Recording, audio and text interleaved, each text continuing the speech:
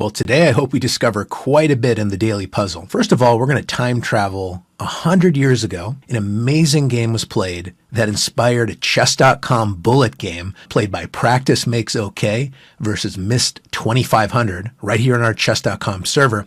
And it's amazing to see 100 years later a similar idea being played in a bullet game. Well, buckle up. Let's jump into the time machine and go back to 1925. Now here Torre is commanding the white pieces against world champion Emanuel Lasker, and notice the queens are aligned like so across the fifth rank, and the only thing separating them is our bishop here.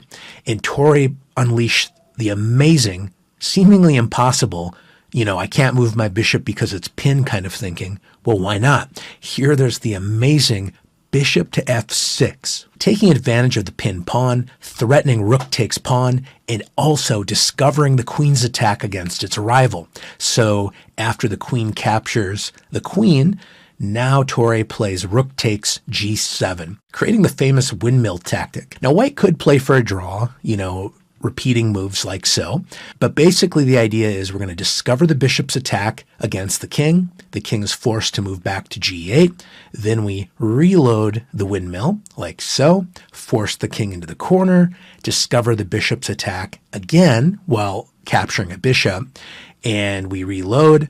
And after king h8, rather than capturing the pawn and awakening the rook down the a file, in this case, white cashed in and played rook to g5, concluding the windmill tactic, discovering once again a check against the king and collecting the queen. So Torre went on to win the game. So here we are 100 years later looking at a Chess.com bullet game, and that pattern of bishop f6 might really stand out, right? We have the queen staring contest. The bishop is pinned to its own queen, but on the other hand, the bishop is getting in the way of its own rook. Here, white played that amazing move, bishop f6. Now, unlike the amazing Torre Lasker game, the target is not going to be the queen. So we're not going to quite see the windmill dance that eventually wins the queen. In this case, we're going to be targeting the king and bringing home the full point. Black is not forced to take our queen, but if black does something like, rook takes bishop, well, not only can we take the queen, which is clearly winning, we can actually do something even stronger. Rook e8 is a powerful shot, taking advantage of the space the rook left behind, so the rook is forced to kick it in reverse, try to shield the king. Now we can swing over and capture that queen. Black might desperately try to connect the rooks here, right? And so we collect the bishop, and after king h8, this could be a daily puzzle kind of idea within itself. The rook is pinned, and we can overload that rook by playing queen f7. So the rook is unable to capture thanks to the pin there. And if the rook captures here, it's mate. And if the rook tries to guard that weak g7 point, well, now we just take the rook, and it's also mate. So basically, the main point here is that once we discover the attack against the queen, it is true black doesn't have to allow a mate, but there's no way to save the game because the queen is hanging, and let's say the queen tries to move out of harm's way like so. Well, now we can play rook takes g7, completely blasting open the defenses, and after the queen sacrifices itself, we collect the queen. The king captures our bishop here. If black could get all of the pieces moving, we'd have a game, but the rook is asleep. The bishop hasn't even started any of its diagonal ambitions, and the king is just too weak here. We can play rook g1, preparing queen g5, and even though we only have two pieces, the powerful queen and rook aligned together on the g file will be absolutely killer. So if you want to learn a little bit more about the position, feel free to use our analysis tools, but the main point, white is completely winning here. The king is too weak, and black has no development to counter white's powerful attacking initiative against the king.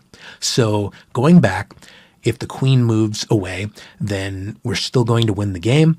Rook g7 is such a crushing idea combined with the discovery against the queen. So after the queen captures its rival, now the bishop and rook harmonize with a slam dunk there on g7, and now the king is forced into the corner, creating that really awkward Torre-Lasker staring contest between the pieces as we mentioned before. But be careful, don't tilt at the windmill just yet with this kind of a move, right? Because if you try to go full Torre-Lasker, hoping for the king to return, reload the windmill, so on and so forth, the issue is, unlike Torre-Lasker, there's a rook here attacking the bishop. So the second you rely on the bishop's attack there against the king, look out for rook takes bishop. And notice rook e8 is not mate thanks to the queen there. So going back, after we play rook takes g7 and we force the king into the corner, we have to decide what is our ultimate target. Is it the queen or is it the king?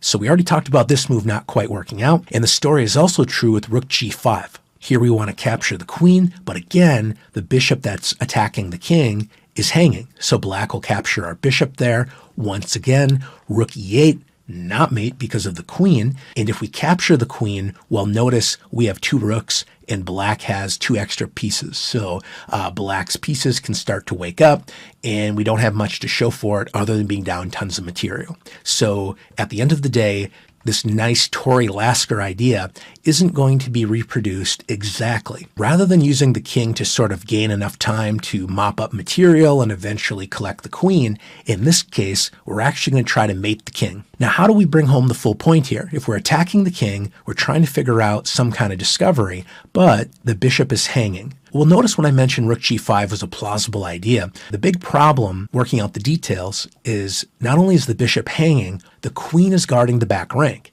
If that weren't the case, then rook e8 would lead to mate. So even though rook g5 doesn't work out, it definitely indicates like a key barrier we have to figure out how to overcome. Is that we don't want the queen guarding e8. We are happy about the thought of the rook abandoning the back rank, allowing rook e8. So how do we stop queen e8? And with that thought in mind, we can play rook to g6. We're actually discovering the bishop's attack there against the king, and we're blocking the queen's ability to guard the diagonal. There's nothing to calculate other than rook takes bishop. It's the only legal move. And after the rook captures our bishop, now our other rook crashes through on the back rank, taking advantage of the space the rook left behind. The king is stuck in this box. The rook can block for a single move, and then we bring home the full point by capturing the rook, delivering mate. Well, big shout out to Practice Makes OK. What a wonderful game to play in a bullet game or any time control for that matter. Definitely check out the game of the day to see how that happened. This is National Master Dane Matson. Thanks for joining me, and may your opponents always tilt at windmills.